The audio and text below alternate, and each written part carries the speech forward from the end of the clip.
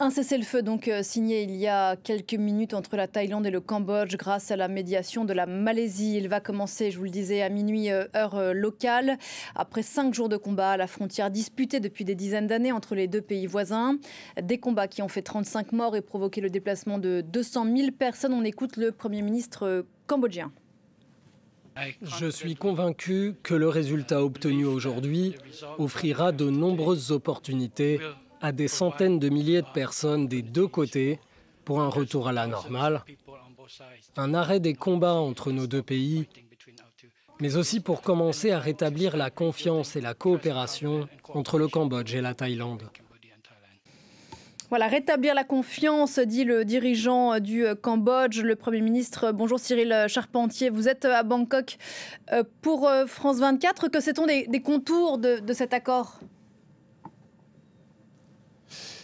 Oui, bonjour, écoutez, nous l'avons appris il y a un peu plus d'une heure maintenant, après 5 jours de conflit, plus de 270 000 déplacés et après au moins 35 victimes, la Thaïlande et le Cambodge sont finalement tombés d'accord pour un cessez-le-feu inconditionnel et immédiat.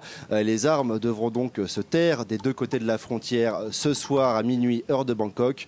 Et les états-majors des deux pays, des deux armées, devront se rencontrer demain matin pour organiser sur le terrain l'application de ce cessez-le-feu. Cela faisait maintenant plusieurs jours que les chancelleries de plusieurs pays s'activaient en coulisses. Les États-Unis de Donald Trump qui avait annoncé un cessez-le-feu imminent samedi dernier. La Chine, bien sûr, le principal partenaire commercial des deux pays, faisait pression pour obtenir une résolution diplomatique à la crise. Et vous l'avez dit, c'est à Kuala Lumpur, sous l'égide de la Malaisie, qui préside l'ASEAN, l'Union des pays d'Asie du Sud-Est, que ces négociations ont pu aboutir. Évidemment, les accords du cessez-le-feu, les contours sont encore difficiles à voir. Il faudra attendre les prochains jours. Mais ce qui est sûr, c'est qu'il n'y aura pas de paix durable entre la Thaïlande et le Cambodge tant que la question de la frontière ne sera pas résolue. Les dirigeants des deux pays aujourd'hui ont annoncé lors de la conférence de presse qu'une commission devra se réunir le 4 août pour tenter de trouver une solution à ce problème posé par la frontière.